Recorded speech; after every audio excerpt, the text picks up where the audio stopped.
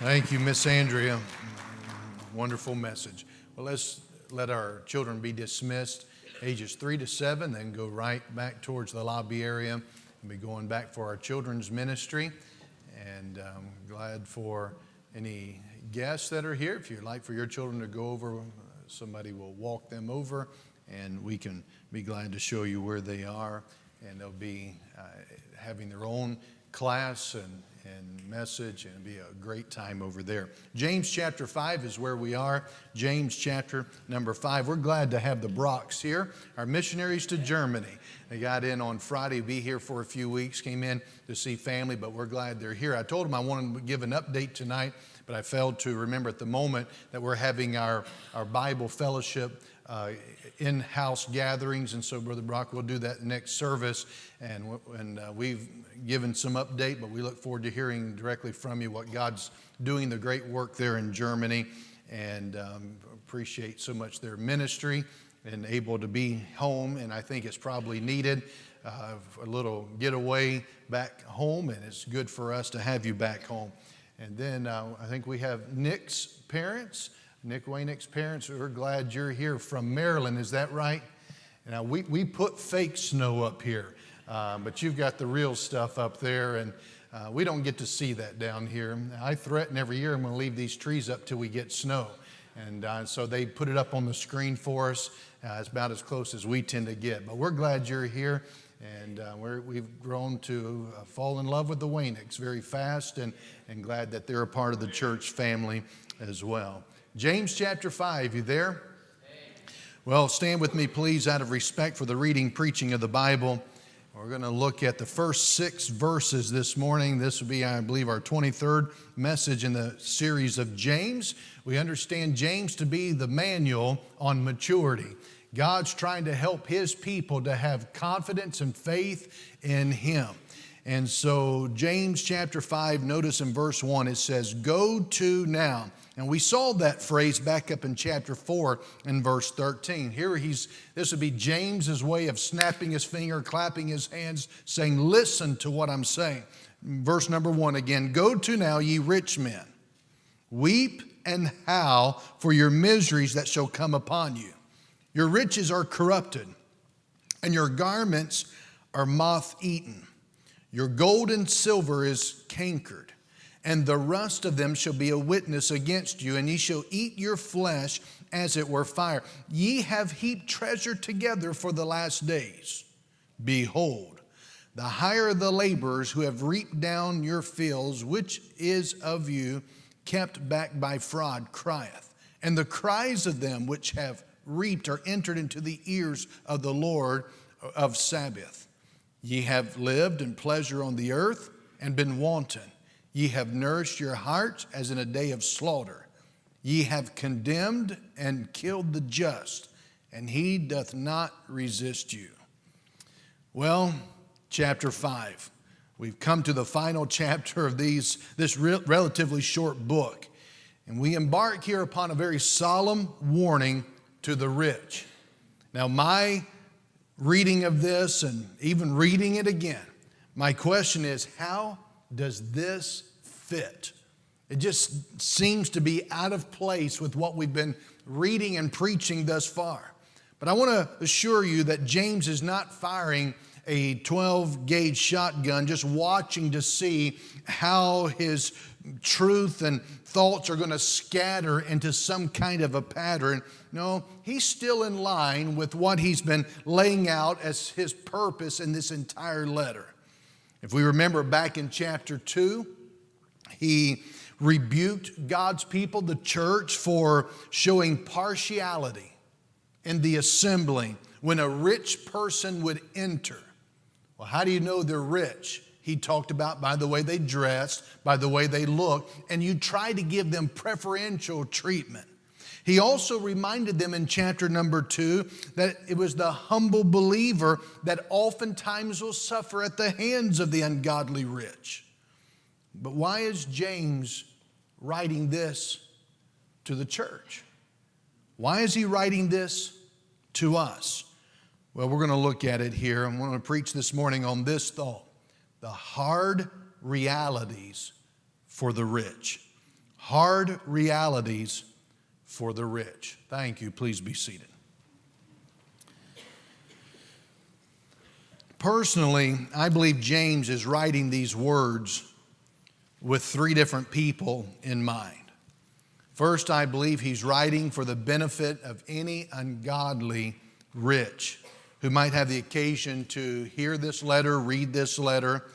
And he did mention that the rich would appear in their assemblies. Again, he mentioned that back in chapter 2. Second, I believe he's writing this to encourage the humble believers who have suffered, who were suffering under the oppression of the ungodly rich. And third, it appears to me that this would be a good warning for any believer who desires to be rich. Now, we do need to be careful to understand that wealth itself is not evil. In fact, Paul's own words in 1 Timothy 6 are a good place to look and study, in which we find that those who have riches are not the problem. It's those who crave and covet and desire who are the ones that will fall into some hurtful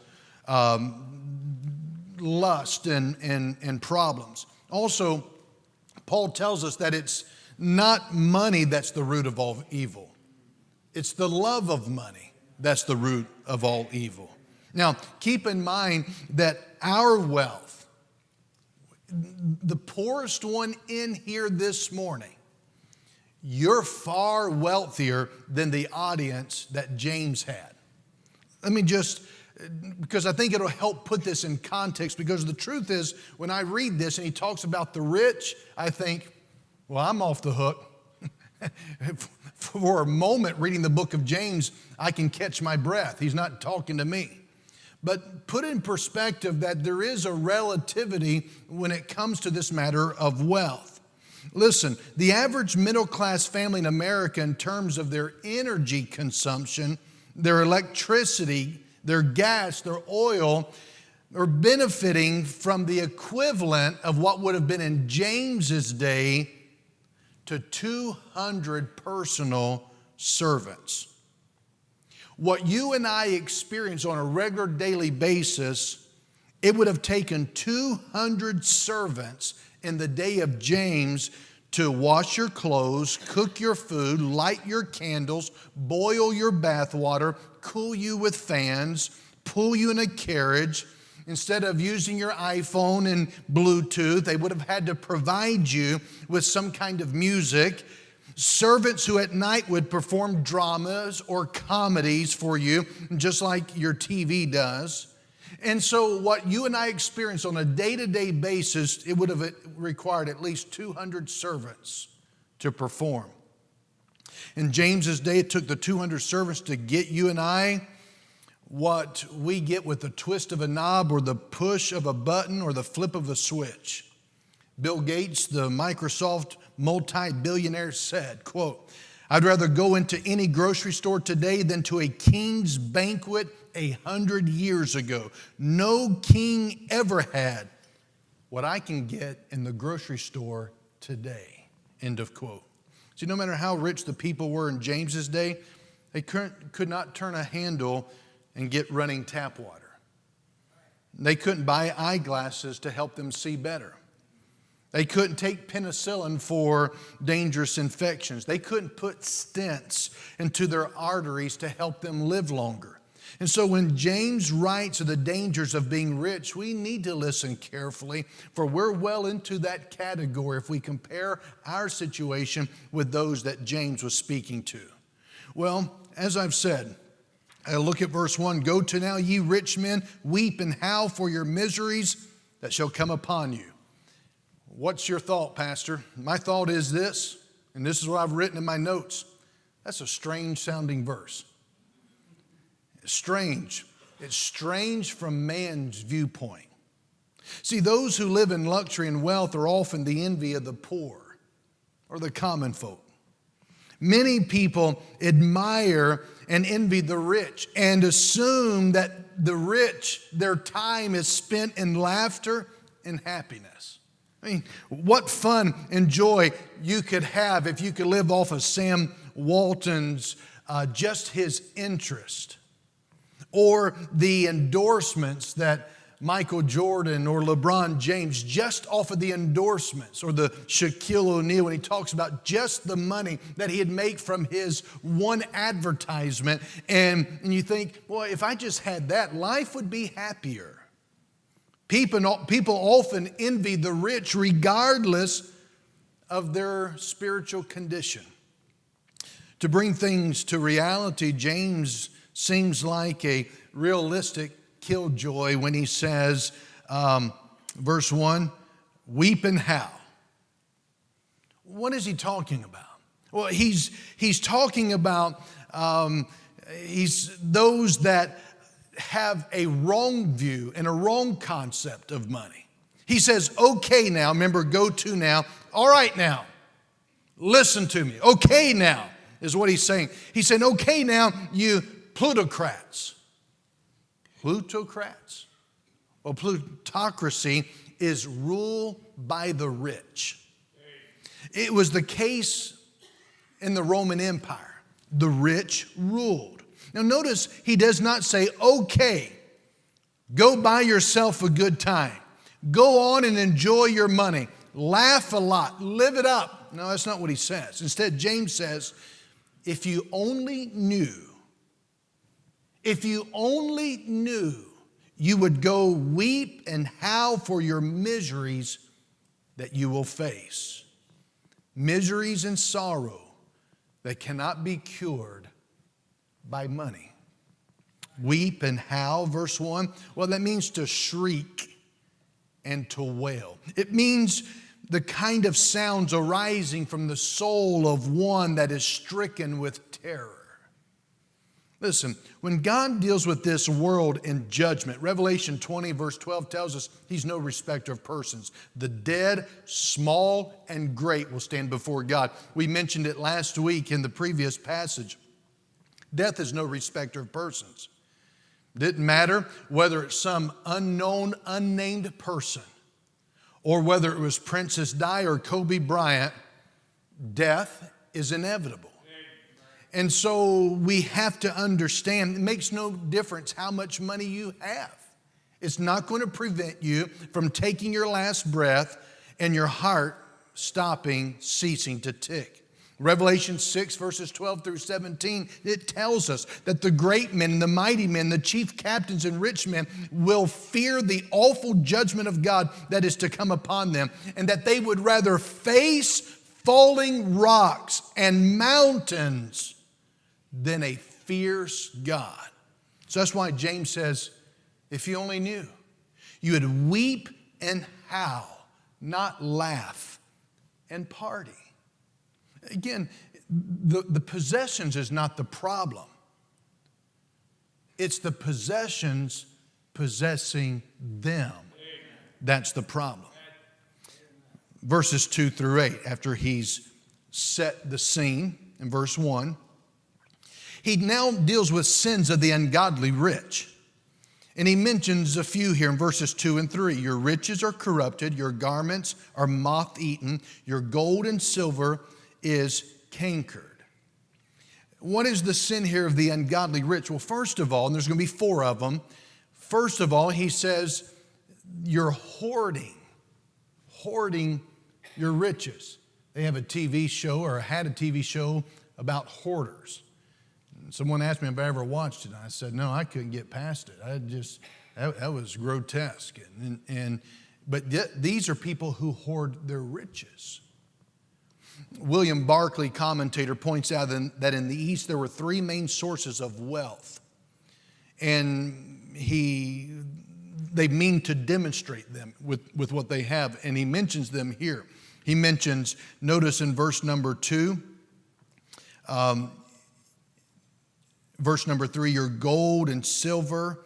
Verse 2, your riches are corrupted, your garments are moth-eaten. Verse 3, gold and silver.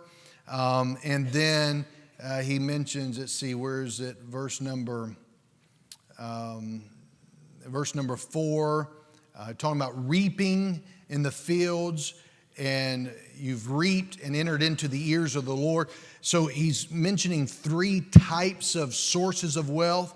So first of all, it would be corn and grain, and that would be food. It gets corrupted. It gets rotted. They hoarded grain. They hoarded food until it just rotted. Rather than give it, they kept it. Not just food, but clothing, garments. And they would rather hoard their clothing than give it to the Salvation Army or Goodwill or Rescue Mission or Boys Home. And there it hangs, or there it lies, moth-eaten, while they selfishly indulge upon self, more self. Gold and silver, this would be the precious metals. There they would hoard rather than distribute for God and for the good of others. Therefore, God saw to it that their precious metals are being tarnished. They're wasted away. See, if God blesses you with wealth that can be dispersed and made a blessing to others, that's wonderful. If, however, a person accumulates wealth and just hoards it for the sake of selfishly having it, I believe this is who James is speaking to. So we find one of the first sins that he's dealing with is that of hoarding riches. The second we find in verse 4, and that is those who've cheated poor day laborers for selfish gain. They've cheated. And so in verse 4, notice, behold the hire of the laborers who have reaped down your fields, which is of you kept back by fraud. Back in Deuteronomy 24, God told them how to treat daily field workers. God says to pay them by sundown. Why? Because many of them, they're hungry and they live by what they get that day. Many in the land live day to day, paycheck to paycheck. But the ungodly rich, they would occupy themselves and get the laborers, and at day's end never pay the poor laborer. And that person maybe would go that day and night without even eating. And God hates the oppression of the laboring man. That's one of the evils of socialism, which I'll get to in a moment. The laborer could not contend with the rich. In other words, who's he going to go to? He can't take him to court because they're in the plutocracy where the rich are running and controlling everything. So all that this poor oppressed person could do is take his burden to the Lord and trust the Lord. And I want to tell you, God can do far more and far greater than any government anyway. But I'm telling you, what we're looking at is God's viewpoint of those that would oppress. There's a third thing he deals with in the sins of the ungodly rich. In verse number 5, those that lived a totally selfish lifestyle. Look at verse 5. Ye've lived in pleasure on the earth and been wanton. Ye have nourished your hearts as in a day of slaughter. In other words, they lived for selfish pleasure. There's nothing wrong with recreation. Recreation simply means recreating.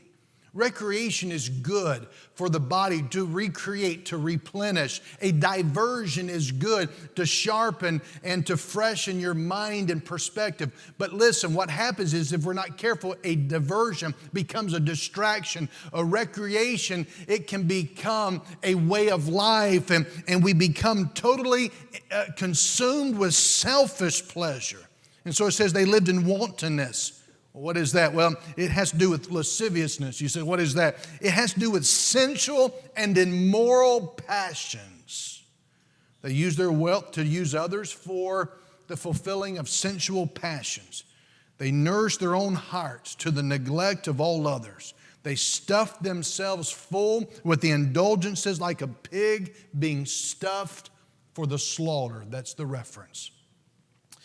Zodhiates, a commentator of old. I like to read some of his writings when I can get my hands on them because he deals with the language and things that are just helpful in getting perspective. But he mentioned visiting Rome one time himself, and in the palace of Nero.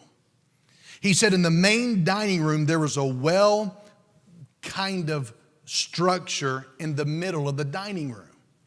And it was explained that Nero and guests would gorge themselves full at a banquet table, and then they would go to the well and vomit so that they could eat again.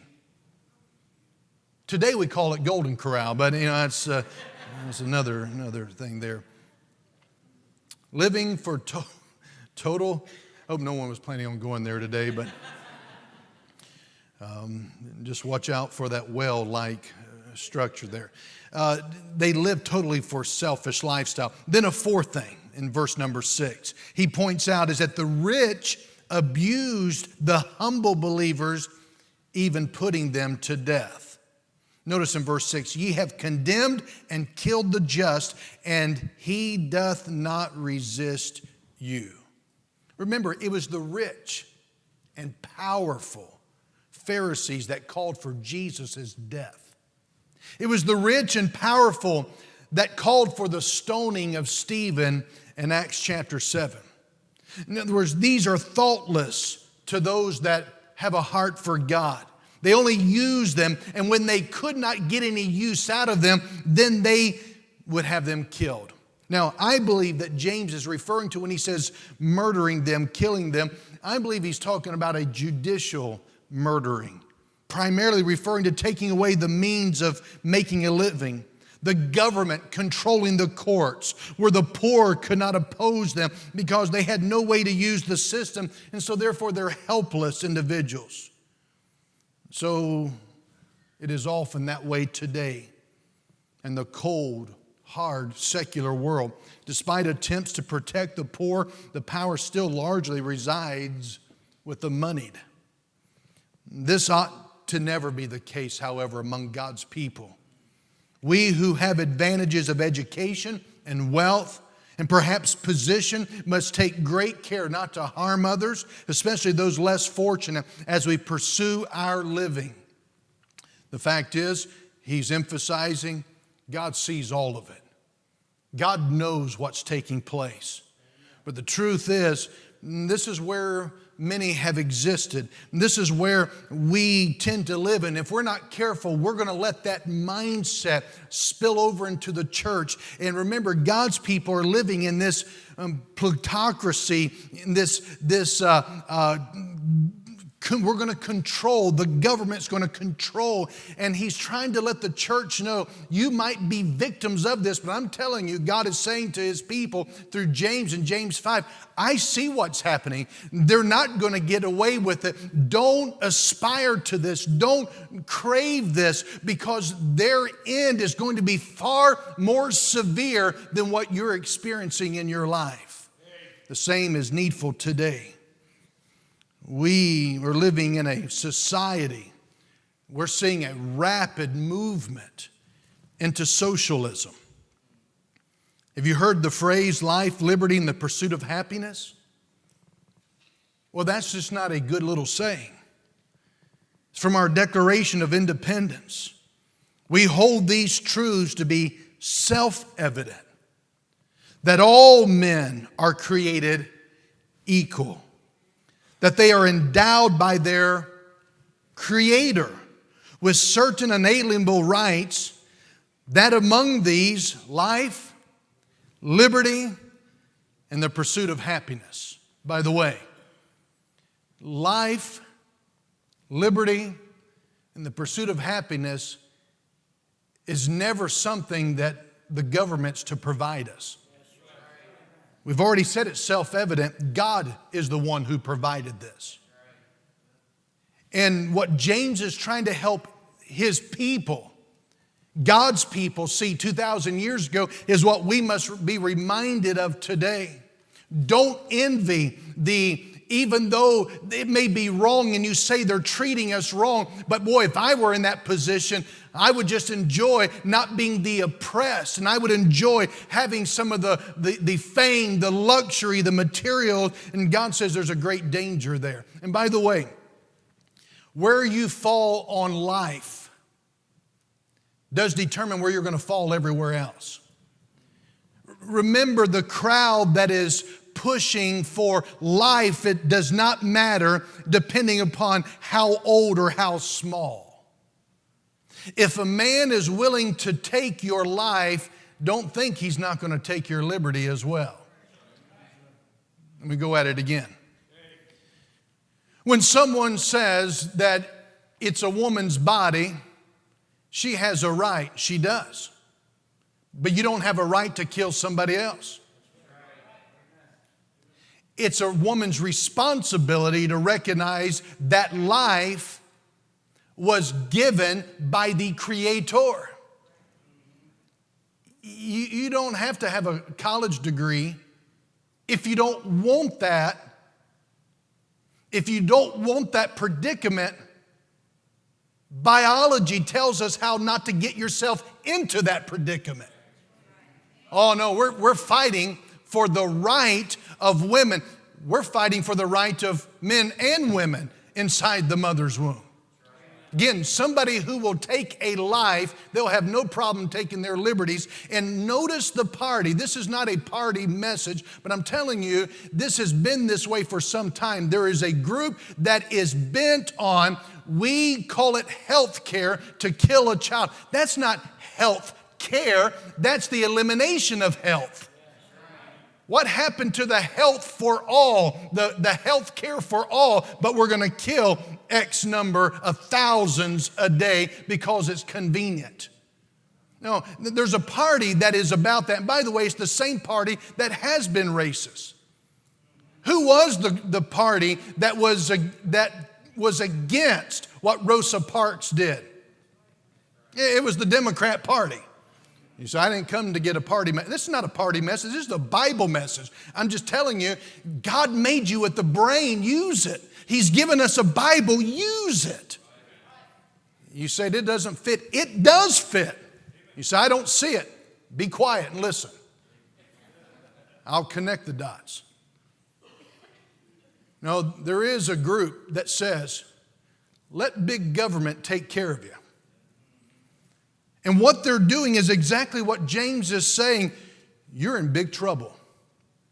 Instead of laughing and partying and putting these pressures and oppressing, he says what you ought to do is go to now, ye rich men, weep and howl for your miseries that shall come upon you. Why? Because socialism is always about oppressing the ones that have not. You say, no, socialism is about giving to the ones that don't have. All right? What is socialism? And by the way, socialism has become extremely popular today. Hasn't it? I mean, people have fallen in love with socialism. But the reason is because they define socialism in their own terms. But they also define their own moral code. They also define their own standards. And they also are totally subjective in everything else. It's like trying to play a game of any kind where everybody, let's take football, 11 on each side, 22 guys out there, all 22 have their own set of rules.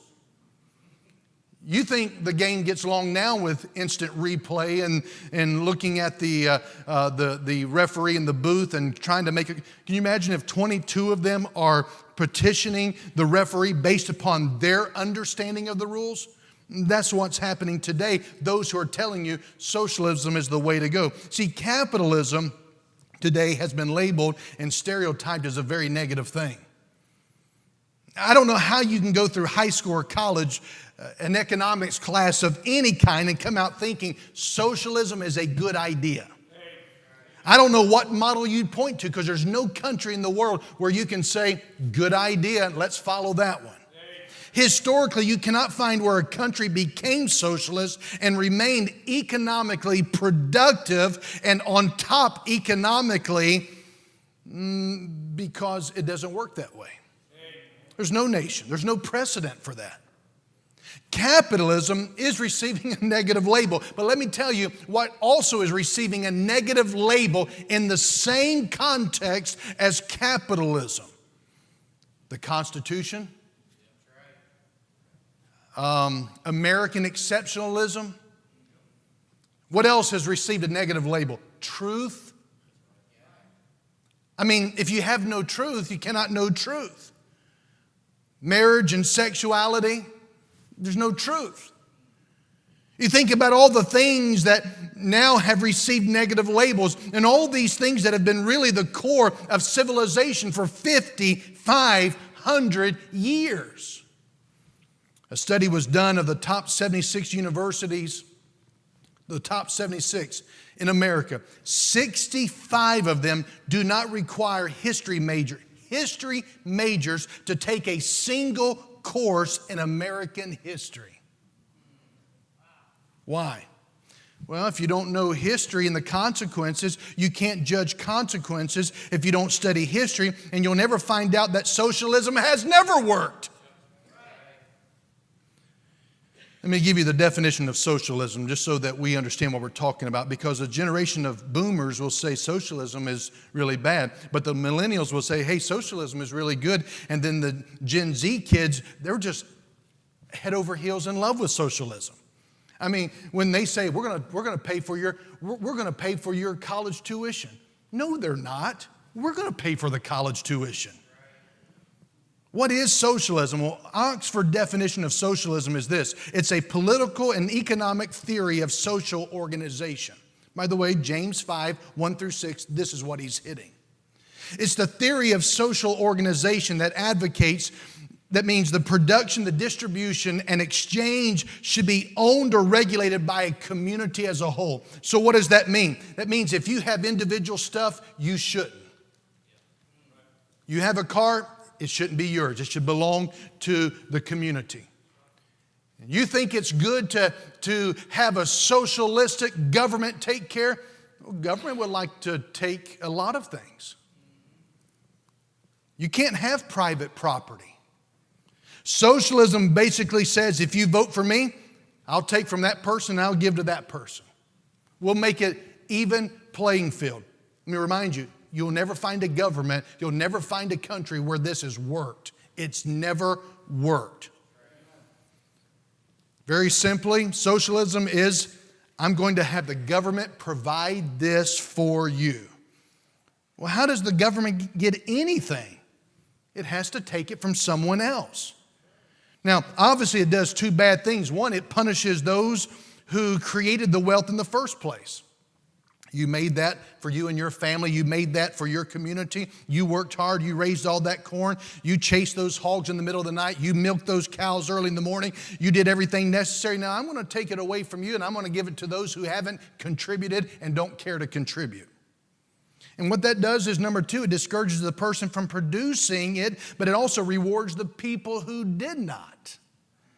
So what it does is it says that, and by the way, it doesn't work when it comes to sports. If you watched any sports yesterday, who do you think is going to get the Heisman? I'll tell you who I think is going to get the Heisman. Well, in socialism, if you want to apply socialism to sports, everybody gets the Heisman. Oh, but that would hurt somebody's pocketbook somewhere, so we're not going to let that come into there, but we want it where government can control it. The richest nation in all of Latin America about 10 years or so ago was Venezuela. But now, as you know, they don't have dogs and cats anymore because they got eaten. The average Venezuelan lost 22 pounds. Because of socialism. But you say, I still don't see why this is relevant, because God's been dealing with this for a long time, because when man gets away from God, that's where he goes. Do you remember in Exodus 18, when Moses was trying to lead the people, the children of Israel, he's wearing himself out, answering all these questions. So his father-in-law, Jethro, comes up and he says, now you've got to separate all these people, Moses, and you got to place rulers in groups of thousands and hundreds and fifties and tens. What he's saying is you got to provide a government structure, a local government, a state government, a national government, and then you've got to choose those who are going to rule over them. Do you know what criteria they used to rule over those people? God says basically three things. Number one, look for those that fear God, lovers of truth, haters of, and he uses the word covetousness. What is covetousness? What is coveting? It's socialism. It's wanting what somebody else has. And what he says, if you're going to find somebody to rule over people, you've got to find someone that loves God and hates covetousness. Why? Well, if you're God and you're trying to say, here's what you look for. Number one, either they've got to believe that man is supreme or they've got to believe that God is supreme. So we want people that believe God is supreme. Number two, he says, look for people that are honest. You can't have a relationship with a person that's a liar. You know, you cannot have a healthy marriage relationship with dishonesty. You can't have a healthy business relationship. There has to be lovers of truth. So the kind of people that we're looking to sign a document are those who will honor their word. And so he says you're looking for those who hate covetousness, who are not liars. And number three, the economic system has to be this: those who hate covetousness. And so there's got to be this idea. And the nations that have followed that leadership, they've prospered. And socialism, wherever you find that, it creates poverty every single time. But what God is saying is socialism, coveting, it's evil. And that's what James is reminding them of. Listen, if you're taking from people that something you're not entitled to, it's evil, it's stealing. If you hire the mafia and you hire a hitman to go and steal from somebody else and give it to you, you're just as accountable as the hitman. If you hire a politician and you voted for them just because they're your own color or they're from your stomping ground, and they came into office and they told you we're going to take us into socialism, like the Bernie Sanders was preaching and like the Harris and Biden was preaching, and they've come in and they've done exactly what they said they were going to do. Why should we be shocked? But if you hire the politician like you hired the hitman and they do what they said they would do, yet God says, I hate it, we're just as complicit. So in America, we've been moving towards socialism and have been for years. Even culturally, many people, it was disturbing to see people get behind this. Where do you think the government is going to be able to pay for all this stuff? And why is it that they're trying? What's the health care? What's the welfare mindset? We got to take care of those people in need. That's not what they're doing. They're trying to control people. No, if they're really concerned, I'd say if they're really concerned, why don't they help them get out of the mess? Every major city, you name them, you look at them, you take a coloring book and you color every place where there's a socialistic mindset in leadership. You take Atlanta, you take Baltimore, you take Philadelphia, you take New York City, you take Chicago. And you're going to find it's not, well, what we need there is we need a woman. No, that's not the problem. What we need is a person of color. That's not what we need. No, you need somebody that has common sense. There's nothing wrong in this country but what leadership could fix. And God is saying, I hate those who live with a covetous mindset. James says, I warn you, don't go down this road.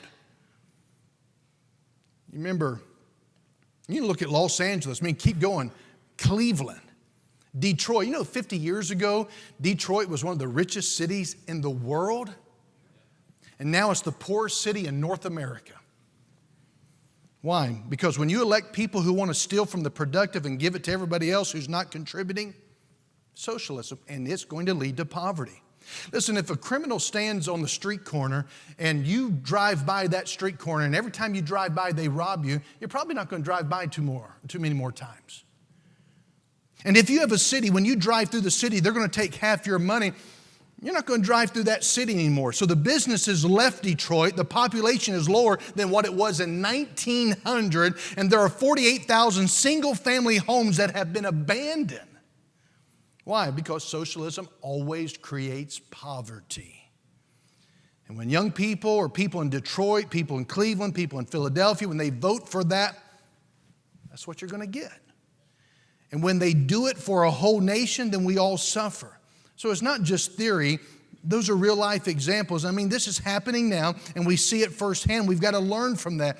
And you've got to understand, there's nothing, again, about our country, local or nationally, that cannot be fixed if we would just get back to the Bible and get Bible principles. And listen, I love what Bob McEwen said. Bob McEwen says, and freedom, it only works every time.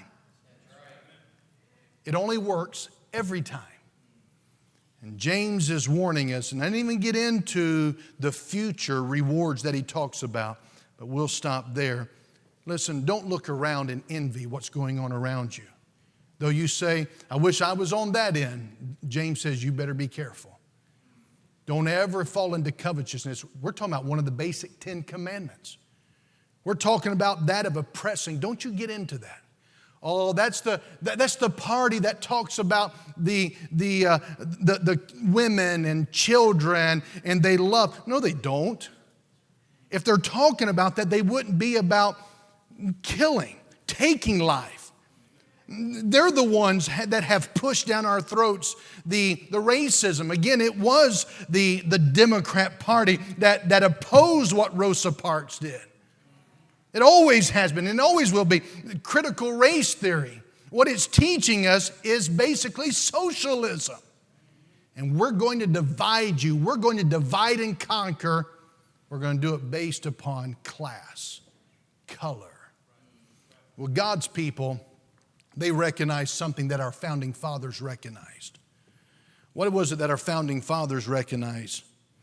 We hold these truths to be self-evident, that all men are created equal, that they're endowed by their Creator with certain unalienable rights, that among these, life, liberty, and the pursuit of happiness. God gave that to us, not government. You say, what's the place of government? To protect it. And when government tries to steal it, well, that's how they swam across the sea and got here a couple hundred years ago and said, God gave this to us. God is the one who gave us life. God is the one. It's not man. And man has no business oppressing the poor. Stand together, please.